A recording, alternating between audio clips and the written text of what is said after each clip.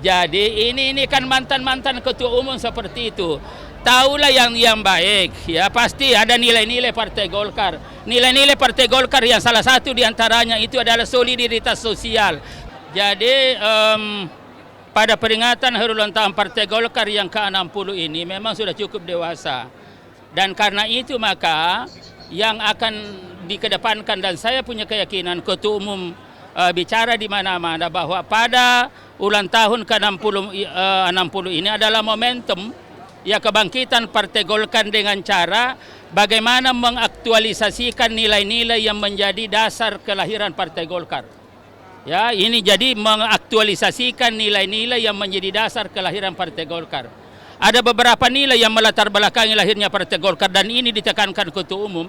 Yang pertama adalah bahwa Partai Golkar ini lahir sebagai respon terhadap adanya gerakan-gerakan yang dilakukan pada waktu itu yang ingin mengganti Pancasila sebagai ideologi negara, yang dimotori oleh komunis. Nah itulah sebabnya ke depan ini harus kita waspadai betul. Kenapa? Karena kita proyeksikan ke depan ini gesekan-gesekan itu akan semakin radikal. Kenapa? Karena menyangkut masalah ideologi.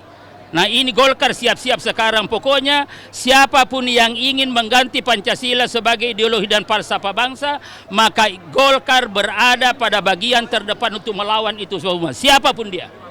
Itu yang pertama, ini saya jelaskan. Kemudian yang kedua, Golkar juga lahir sebagai respon terhadap adanya perilaku elit pada waktu itu yang hanya terlibat di dalam pelibatan perebutan kekuasaan. Kita pernah tahu persis bahwa sebelum tahun 65, dalam jangka 1-2 tahun itu beberapa kali pergantian dan pembubaran kabinet dan lain-lain sebagainya. Nah Golkar hadir, hentikan perkelahian itu, mari kita berkarya.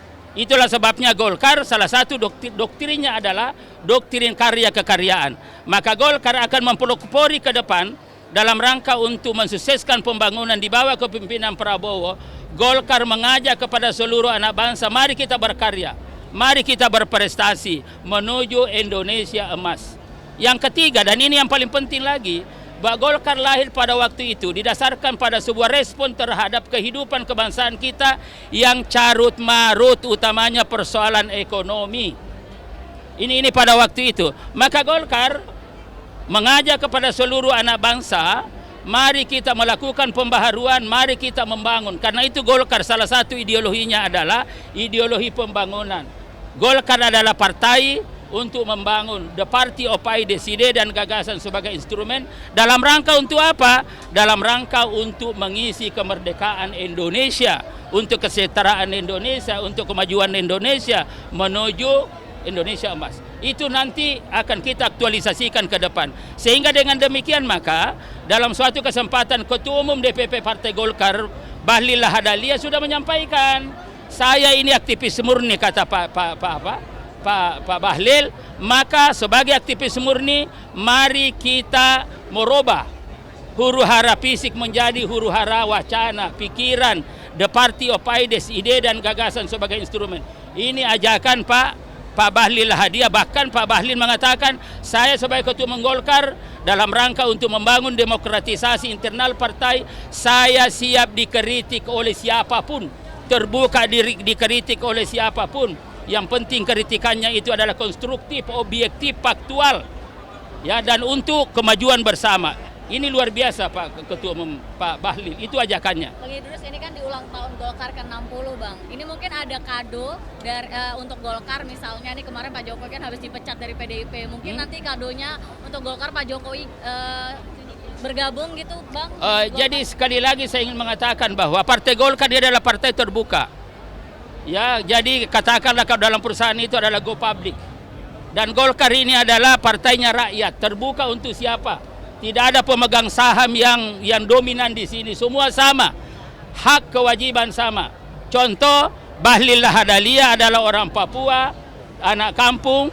Ini mohon maaf saja, itu lahir dari sebuah proses yang sepatutnya miring-miring, tapi hari ini jadi ketua umum Partai Golkar.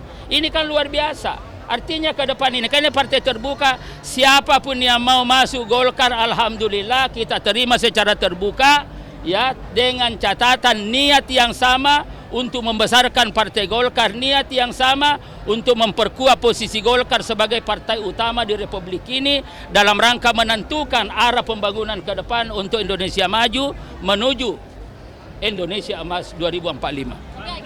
Zaman Pak Ibu sebagai sekjen pernah mencanangkan Indonesia Sejahtera 2045, ini apa masih relevan di perjuangan Partai Justru Golkar? itulah jadi inti daripada Indonesia Emas itu adalah Indonesia sejahtera. Semua kita menuju Indonesia sejahtera. Tujuan kita bernegara salah satu diantaranya adalah sejahtera. Ya kalau kita tidak sejahtera itu rawan. Apabila tidak terpenuhi kebutuhan-kebutuhan rakyat yang mendasar kesejahteraan, pasti terjadi gejolak. Dan oleh karena itu di dalam pembukaan Undang-Undang Dasar 1945 alinea keempat kan di situ dikatakan. Jadi kesejahteraan sosial, kesejahteraan rakyat, dan ini yang menjadi inti. Dan itulah sebabnya dulu ketika Golkar dipimpin Abu Rizal Bakri sebagai ketua umum dan saya selaku sekjen, memang kita sudah canangkan bahwa Indonesia Sejahtera 2045 yang menjadi inti dan cita-cita Indonesia ke depan mensejahterakan rakyat. Bukan hanya relevan, justru ini yang menjadi inti kehidupan kita berbangsa dan bernegara. Bang, kedua elit Partai Golkar kan Pak JK dan Pak Habib Marsono kan ini kan bertikai di PMI. Apakah di hari ulang tahun ini akan dicoba dimediasi, Bang? Jadi ini kan mantan-mantan ketua umum seperti itu. Taulah yang baik, ya pasti ada nilai-nilai Partai Golkar. Nilai-nilai Partai Golkar yang salah satu diantaranya itu adalah solidaritas sosial, kebersamaan, distribusi posisi, distribusi pesan dan lain-lain sebagainya. Dan karena itu kalau ada hal-hal seperti itu adalah sebuah dinamika. Tetapi catatan kami sebagai generasi berikutnya adalah berikanlah contoh yang baik kepada generasi ini. Ya berikan contoh yang baik.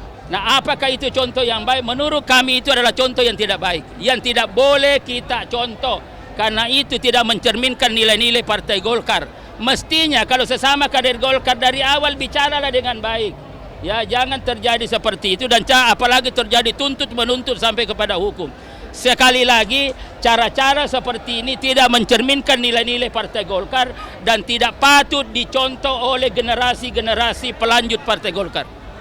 Apalagi? Bang, terakhir soal ini Bang, RK yang kemarin batal gugat ke MK ya Bang. Ini sebenarnya dari DPP gimana sih Bang? Jadi sekali lagi begini, jadi memang begini. Dalam rangka penentuan format paslon kemarin itu Partai Golkar berada di suatu posisi kita kepentingan bagaimana Partai Golkar ini mengajukan calon-calonnya. Tapi di sisi lain tentu kita tidak lepas juga dari kepentingan-kepentingan bagaimana soliditas ya koalisi Indonesia Maju yang kemudian sekarang menjadi kabinet merah putih. Nah, oleh karena itu dalam rangka kepentingan-kepentingan itu pasti terjadi satu tarik-menarik kepentingan. Dan Partai Golkar dalam beberapa hal itu mengalah untuk kepentingan ya koalisi Indonesia Maju, termasuk DKI Jakarta misalkan. Nah, di dalam proses yang terjadi ternyata ya hasil ya Pilgub DKI Jakarta ya faktanya paslon nomor 3 yang mendapatkan suara 50,07%. Sementara paslon nomor 1 itu sekitar 39, sekian. Nah, ini sebuah realitas politik yang harus kita terima, tetapi menerimanya ini tetap berdasarkan suatu prinsip Partai Golkar dan juga arahan Pak Prabowo adalah untuk membangun Indonesia ini kita berbasis asas kebangsaan, asas kekeluargaan, asas kebersamaan. Sehingga kalau kita terikat ini sebenarnya siapapun yang nanti akan maju, itu yang penting adalah kita memiliki visi yang sama untuk membangun Indonesia. Yang tentu secara nasional dipimpin oleh Prabowo Gibran itu. Ya saya kira itu sehingga dengan demikian jelas. Ya memang kalau kita kembali kepada aturan ada banyak aturan. Ya ada banyak aturan misalkan ada aturan pasal 158 huruf C misalkan. Itu juga ada itu undang-undang pilkada. Nah itu kan sudah jelas juga dijelaskan. Apakah kita ikuti itu? Itu jelas mengatakan bahwa ya di suatu provinsi yang pemilihnya antara 6 sampai 12 juta, maka ditentukan di situ selisihnya itu tidak lebih dari 1%. Nah ternyata ini kan selisihnya misalkan berapa? Ya lebih hampir 10% dan lain-lain sebagainya. Nah Partai Golkar sebagai partai yang dari awal menyampaikan bahwa kita ini adalah taat azas. Negara kita ini adalah negara hukum. Tidak boleh kita mengambil langkah-langkah yang menabrak hukum. ya kita ikuti hukum meskipun secara politik praktis itu mungkin merugikan kita. Nah, disinilah diperlukan namanya kedewasaan berpolitik. Di sini diperlukan dalam perspektif Jawa, budaya Jawa, ada namanya kebenaran dalam berpolitik, bukan semata-mata kebenaran. Nah, kebenaran inilah yang sejatinya yang harus kita kedepankan juga terkait dengan kearifan, terkait dengan kebijakan, menerima realitas politik yang ada dalam rangka untuk membangun ya kesadaran ya kolektif di dalam berpolitik praktis dan lain-lain sebagainya. Ini saya kira itulah semua yang harus kita lihat. Apalagi? Sudah.